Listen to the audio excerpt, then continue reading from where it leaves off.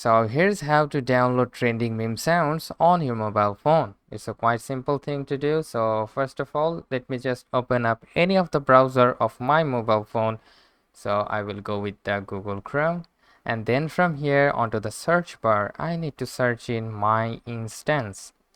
There you have it. So simply tap on the my instance and then again go with the first website. Now as you can see, there are lots of sound effects, so let me just show you one. Now you need to tap on the sound effect name onto the name. Simply tap on here onto the name and then these will show up. So now from here, as you can see, there is a download mp3 option. Simply tap on the download mp3 and it will start downloading, and as you can see, it has downloaded. So that's how you can simply download trending meme sounds on your mobile phone. So hope this video helps. If yes, please leave a like and we'll see you next time.